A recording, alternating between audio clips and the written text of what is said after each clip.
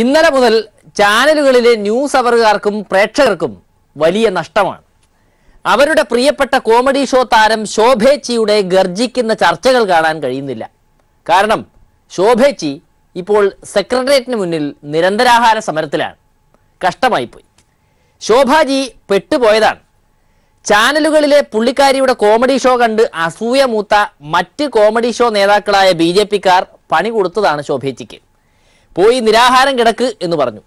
അങ്ങനെയാണ് ശോഭേച്ചി ഈ നിരന്തരാഹാര സമരത്തിൽ കുടുങ്ങിപ്പോയത്.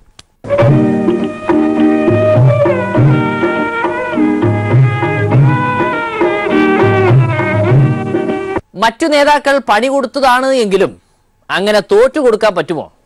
ശോഭേച്ചി പാർട്ടിയിലെ വനിതാ സിംഹമല്ലേ? തിരിച്ചു പണി കൊടുക്കാനുള്ള കൺകറന്റ് ലിസ്റ്റൊക്കെ ശോഭേച്ചിയുടെ കയ്യിലുണ്ട്. സർക്കാർ മൈൻഡ് ചെയ്യാത്തതിനാൽ ഈ സമരം അങ്ങനെയും ഇങ്ങനെയും ഒന്നും തീരില്ലെന്ന് ശോഭേച്ചിക്കറിയാം. അടുത്ത ആൾ വരട്ടെ, പണി കൊടുക്കാം. ഈ സമരം ഞങ്ങളെ സംബന്ധിച്ച് ഞങ്ങൾ ആത്മാവിന്റെ ഭാഗമായി ഏറ്റെടുത്തിട്ടുള്ള ഒരു വിഷയത്തിന് വേണ്ടിയാണ് എന്നുള്ളത് കൊണ്ട് സ്വാഭാവികമായും അത് തുടരും. എന്താ തലവേനയാ? നെഞ്ചുവേനയാ? ഓ, വയറ്റിൽ വേനയാ? പാടില്ല മാൻ, രാവിലെ മുതൽ ഒന്നും കഴിച്ചില്ല.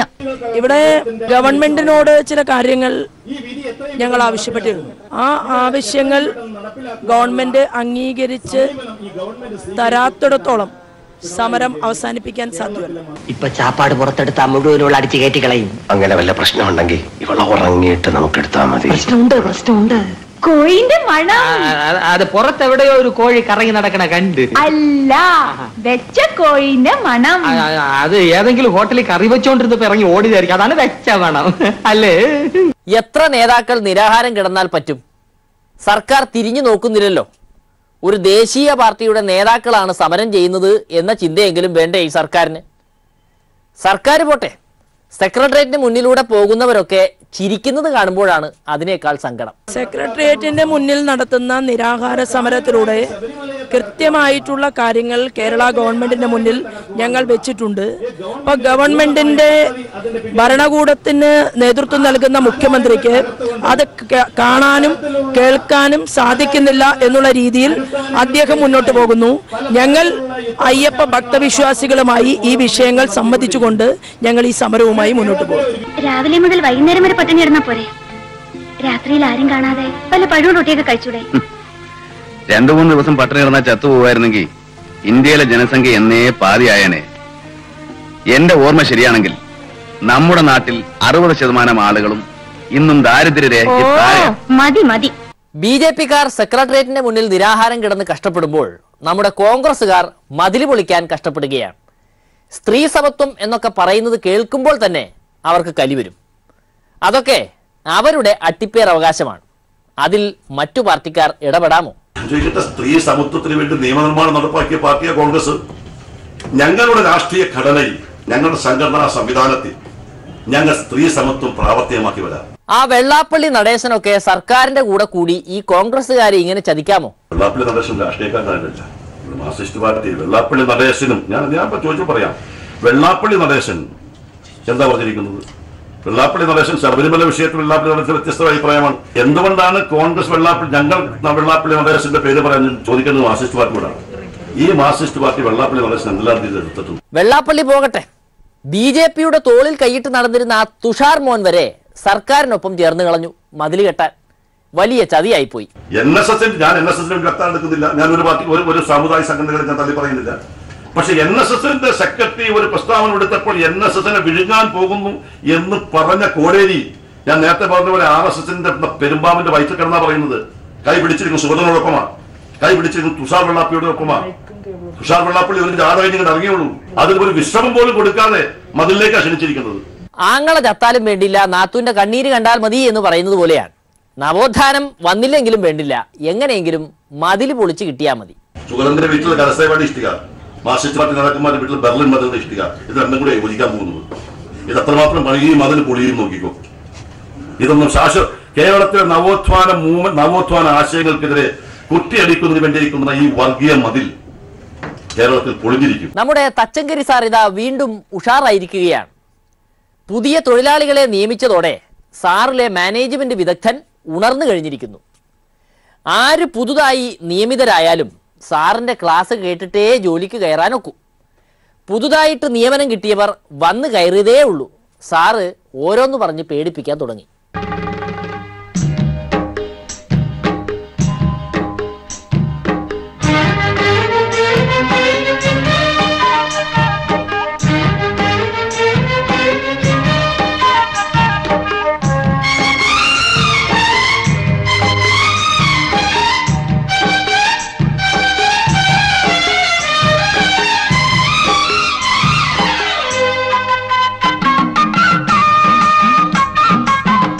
ജോലിക്ക് കയറുന്നതൊക്കെ കൊള്ളാം, അച്ചടക്കമില്ലെങ്കിൽ വിവരമറിയും.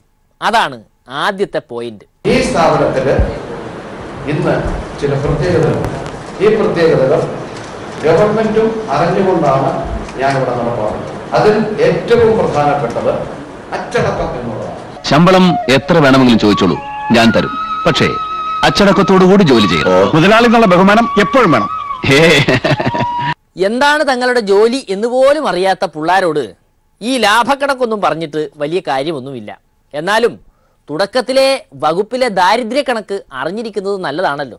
KSRTC ഇന്ന് ഇന്ത്യയിലെ നഷ്ടം വരുത്തുന്ന RTCകളിൽ ഒന്നാമത്തേതാണ്. കേരളത്തിലെ പൊതുമേഖലാ സ്ഥാപനങ്ങളിലും ഏറ്റവും കൂടുതൽ നഷ്ടം വരുത്തുന്ന സ്ഥാപനവും ഈ KSRTC ആണ്. ഒരേ സമയം ജനങ്ങളുടെ ഹൃദയങ്ങളിൽ ഏറ്റവും സ്നേഹമുള്ളതും അതേസമയം കേരള സർക്കാരിന് ഏറ്റവും സാമ്പത്തിക ബാധ്യതയുണ്ടാക്കുന്നതുമായിട്ടുള്ള സ്ഥാപനമാണ് KSRTC. എന്നാൽ ഇതിനെ പുഷ്പം പോലെ മാറ്റിയെടുക്കാവുന്ന ഒരു സ്വർണ്ണ കനിയുമാണ്.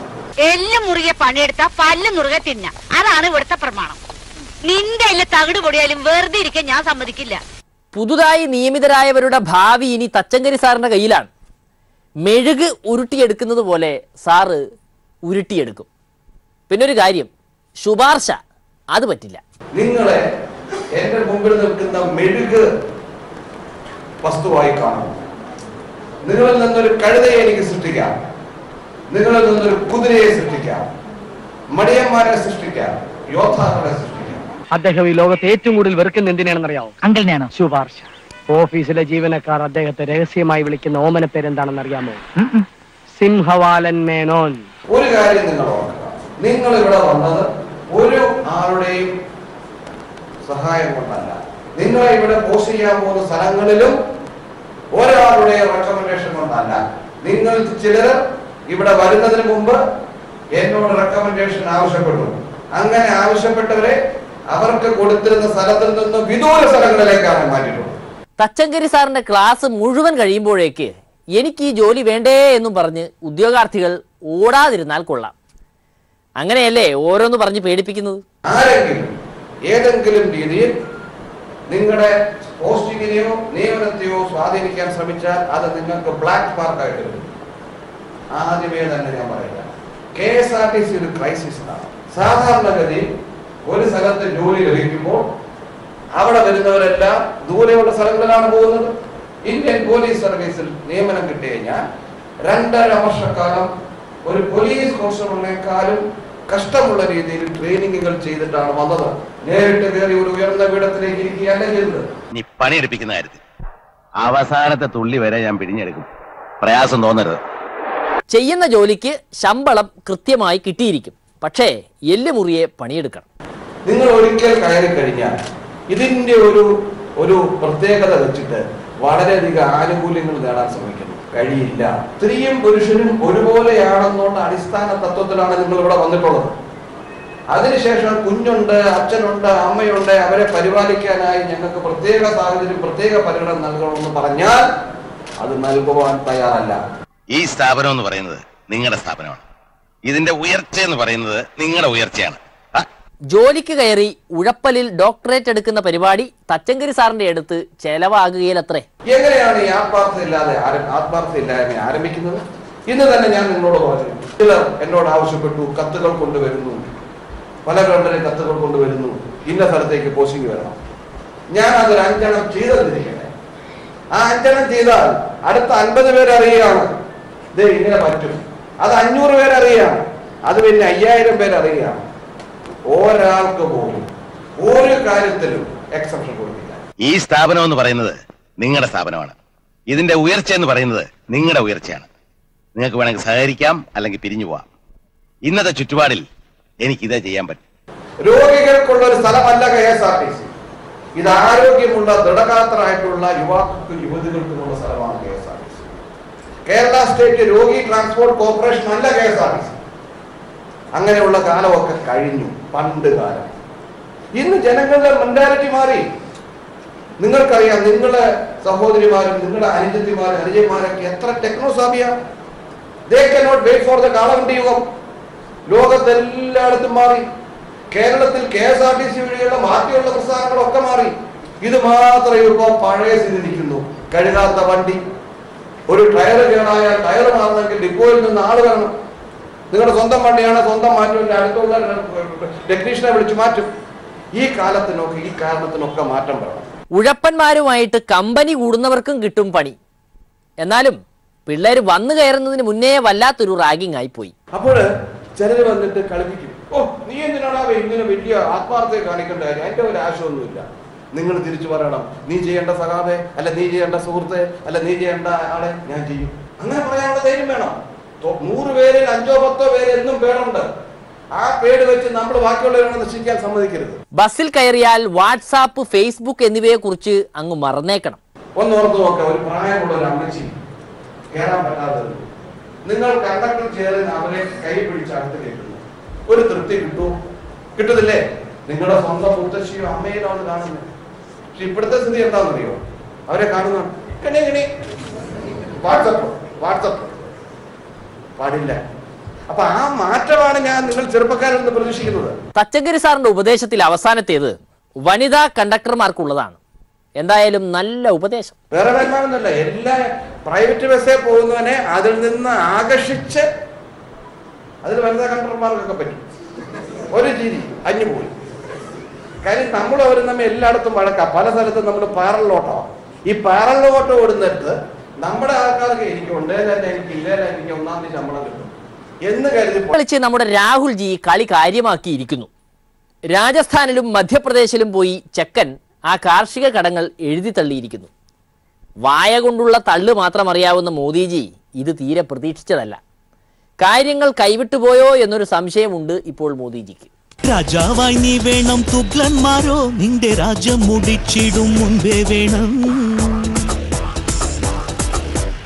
4.5 साल उनके पास चॉइस थी. मैं कर्जा माफ कर सकता हूं, या फिर मैं चोरी कर सकता हूं, या फिर मैं डिमोनेटाइजेशन और अपने मित्रों को पैसा दे सकता हूं. और उन्होंने निर्णय लिया कि वो किसानों का कर्जा माफ नहीं करना चाहते हैं और वो चोरी करवाना चाहते हैं. अनिल अंबानी से करवाई, डिमोनेटाइजेशन में करवाई. अब हम नरेंद्र मोदी पे ऐसा दबाव डालेंगे, और सिर्फ कांग्रेस पार्टी नहीं, हिंदुस्तान का हर किसान, एक को नहीं छोड़ने वाले हम. മാവേലി നീ വേണം, നിന്മണ്ണാകെ ദിനം മാക്കാനാടുന്നോരിയങ്കണം.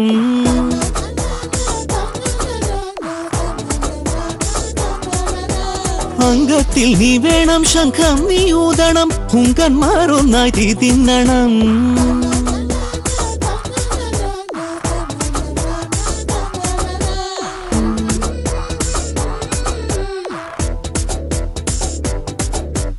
മോദിജിയുടെ സേവനങ്ങൾ രാജ്യത്തെ ജനങ്ങൾക്ക് ബോധിച്ചതുകൊണ്ടാണ് ഇപ്പോൾ അവർ രാഹുൽജിയോട് ഒരനുഭാവം കാണിക്കുന്നത്.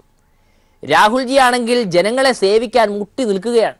കിരീടവും ചെങ്കോലും വലിച്ചെറിഞ്ഞ ബുദ്ധനെ പോലെ, അശോകനെ പോലെ ഈ ഉന്നത കുലജാതൻ സ്വന്തം സുഖസൗകര്യങ്ങൾ ത്യജിച്ച് അധികാരത്തിന്റെ മുൾക്കിരീടമണിയാൻ ധൈര്യസമേതം മുന്നോട്ട് വന്നിരിക്കുന്നത്.